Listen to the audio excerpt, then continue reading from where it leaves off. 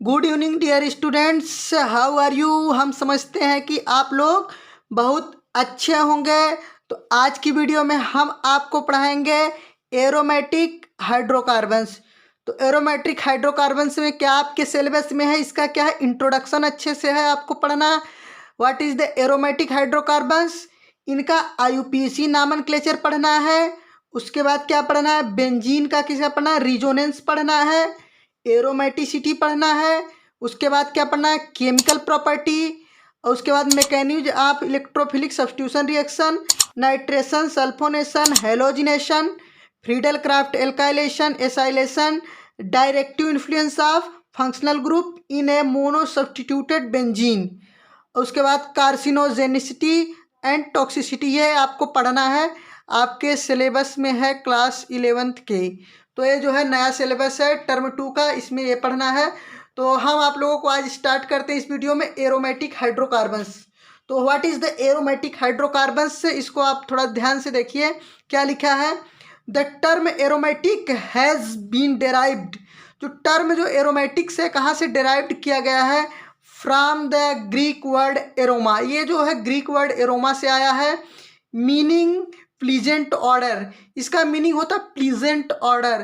Pleasant का मतलब होता है जो आपको सूंघने में अच्छा लगे, प्लीजेंट ऑर्डर। जैसे आप गुलाब का फूल सूंघते हो, आपको पसंद आता है, वो होता है प्लीजेंट ऑर्डर। वो क्या होता है, प्लीजेंट ऑर्डर। और जैसे क्या होता है, गैस निकलती है, कार्बन डाइऑक्साइड गैस या कहीं सल्फर डाइऑक्साइड गैस निकलती है, तो जो है आपको सूंघने में अच्छी नहीं लगती है, उसको बोलते हैं अनप्लीजेंट स्मेल। केमिस्ट्री की भाषा में उसको क्या बोलते हैं, unpleasant smell. But in the presence form the aromatic compound, aromatic compound क्या है, they are aromatic compound are cyclic closed compound having double bond at alternate position. क्या होते हैं, एक कह रहे हैं कि प्रेजेंट टाइम में क्या है, एरोमेटिक कंपाउंड आर साइक्लिक, जिसका क्लोज चेन हो, कंपाउंड हैविंग डबल बॉन्ड, जिसमें क्या हो, डबल बॉन्ड हो, अल्टरनेट पोजीशन पे। चलिए थोड़ा सा और इसको समझिए। Aromatic compound are now regarded as, अब जो है एरोमेटिक कंपाउंड किस प्रकार से किसको माना जाता है, regarded as a class of compound which contain at least one benzene ring. They are called the benzenoid aromatic compound, which do not contain benzene ring are called the non-benzenoid compound। अच्छा, तो अगर आपको कहा जाए कि आप जो है डिफिनीशन बताइए कि what is the aromatic hydrocarbons, तो आप क्या दोगे, आप कहोगे कि एरोमेटिक कंपाउंड क्या है, एरोमेटिक हाइड्रोकार्बन्स क्या है, दोज हाइड्रोकार्बन्स। आप कहोगे those hydrocarbon which is planar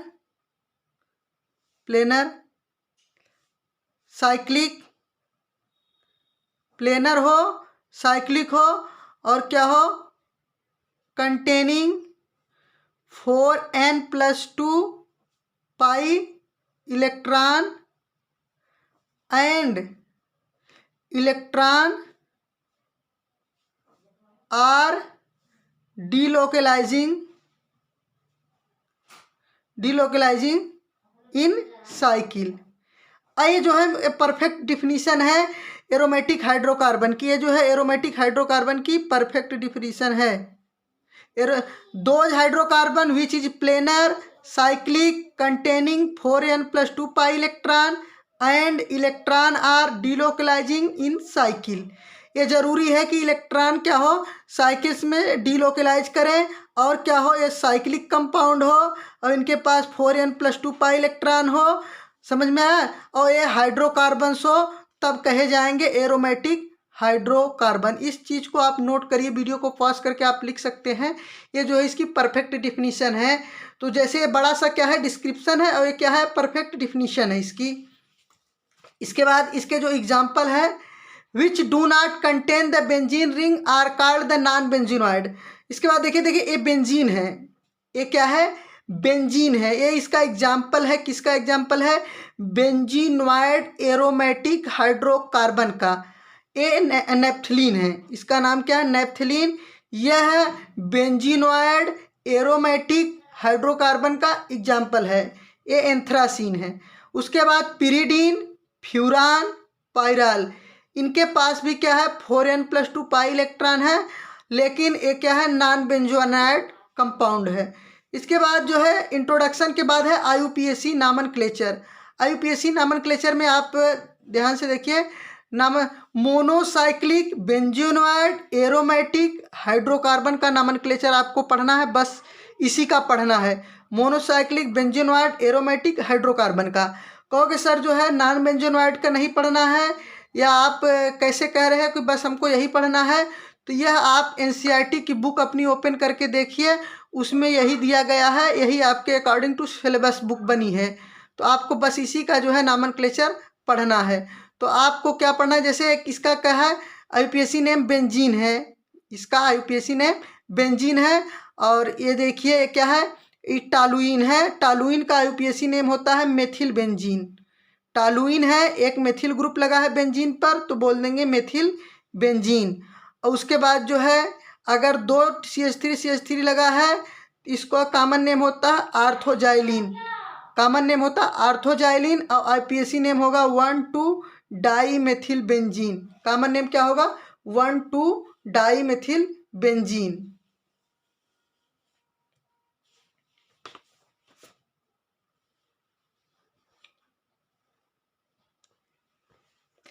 यहाँ पर देखिए, अब बेंजीन रिंग पर एक ऊपर एक नीचे 2 CH3 ग्रुप लगा है, तो इसका जो है कॉमन नेम होता है पैराजाइलिन।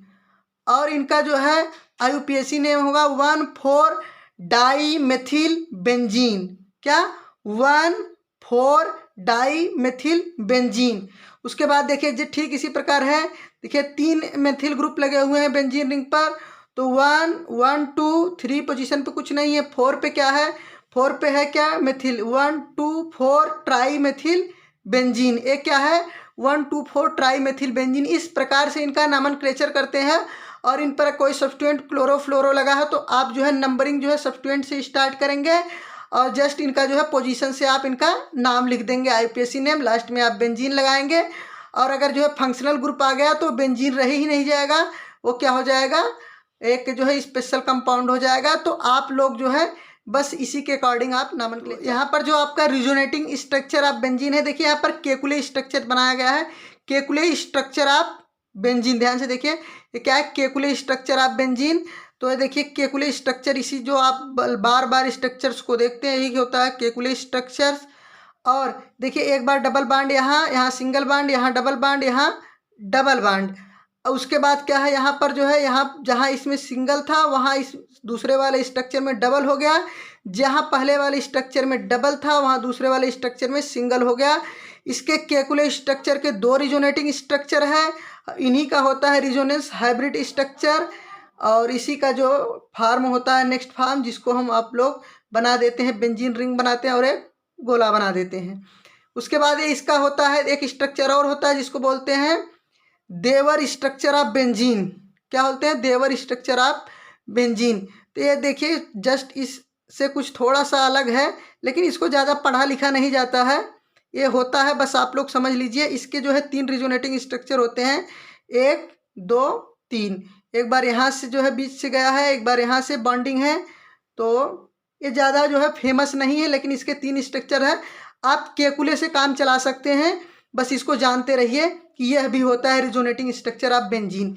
बेंजीन के क्या है टोटल कितने हुए, 1, 2, 3, 4, 5, टोटल 5 हुए, लेकिन आप 2 कर सकते हैं, केकुले स्ट्रक्चर के 2 होते हैं। उसके बाद होती है क्या एरोमेटिसिटी। एरोमेटिसिटी यहाँ पर है, व्हाट इज द एरोमेटिसिटी। तो देखिए Huckel's rule for aromaticity, Huckel's ने कुछ रूल्स दिए हैं एरोमेटिसिटी के। The compound or ion, the compound or ion must be planar. उन्होंने कहा कि कोई कंपाउंड तब एरोमेटिक कंपाउंड होगा जब क्या होगा, यह प्लेनर होना जरूरी है। Compound or ion must planar.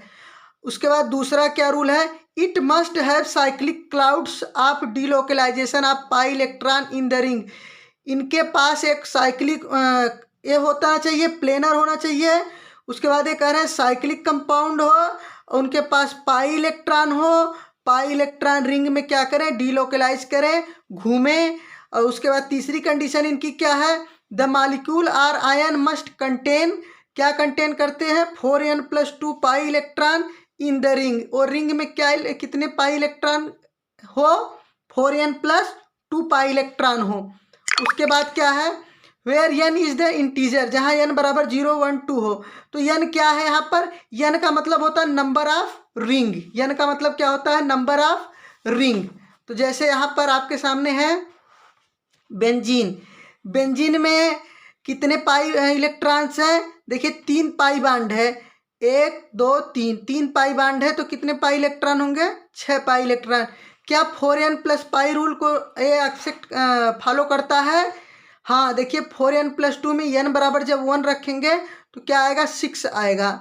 दूसरा क्या है, नेफ्थलीन, इसमें देखिए कितने पाई बांड है, 1 2 3 4 5, तो अगर 5 पाई बांड है तो कितने इलेक्ट्रॉन होंगे, पाई इलेक्ट्रॉन 10 पाई इलेक्ट्रॉन होंगे। तो 4n+2 में रखेंगे n = 2, तो 4 2 जा 8 हो जाएगा, 8+2 10। तो ये हम बता रहे हैं ये n क्या है, n का मतलब होता है साइक्लिक, ये साइक्लिक होना चाहिए ना, साइक्लिक होना कि कितने साइकिल है, एक साइकिल है तो n बराबर 1, 2 साइकिल है तो n बराबर 2। देखो यहाँ पर एक साइक्लिक रिंग है तो n बराबर 1 हुआ, इसके लिए 2 साइक्लिक रिंग है तो इसके लिए n बराबर 2 हुआ। उसके बाद जो है नॉन बेंजोनॉइड एरोमेटिक को देखो, यहाँ पर इसके पास 6 पाई इलेक्ट्रॉन है, 1 पाई बांड, 2 पाई बांड यानी 4 पाई इलेक्ट्रॉन, उसके बाद एक लोन पेयर है, हो गए 6 पाई इलेक्ट्रॉन्स। इसका नाम है फ्यूरेन, ये है नॉन बेंजोनॉइड एरोमेटिक कंपाउंड। उसके बाद थायोफिन जस्ट सेम उसी प्रकार है, इसको भी क्या कहते हैं, पहली चीज़ तो साइक्लिक है, साइक्लिक है, दूसरी चीज़ क्या है, प्लेनर है, दूसरी चीज़ क्या है, प्लेनर है, और तीसरी चीज़ क्या है, इनके अंदर पाई इलेक्ट्रॉन है, कितने 4n+2 पाई इलेक्ट्रॉन है, और इनके पास क्या है, यही क्या है, एरोमेटिक के कंडीशन को फॉलो करते हैं। तो ये हो गए आज के जो है फर्स्ट वीडियो। इसके बाद अब सेकेंड वीडियो आपके आएगी chemical properties of mechanism of electrophilic substitution reaction, इस एरोमेटिक हाइड्रोकार्बन्स का सेकेंड वीडियो आएगा। उसमें क्या होगा, mechanism of electrophilic substitution reaction, nitration आपको पढ़ना है, सल्फोनेशन पढ़ना है, halogenation, Friedel craft alkylation, Friedel Crafts acylation, तो इसको पढ़ेंगे नेक्स्ट वीडियो में। तब तक के लिए बाय बाय, टेक केयर, अपना ख्याल रखिए। वीडियो अच्छी लगे तो वीडियो को लाइक कीजिए, चैनल को सब्सक्राइब कीजिए, अपने दोस्तों में शेयर कीजिए।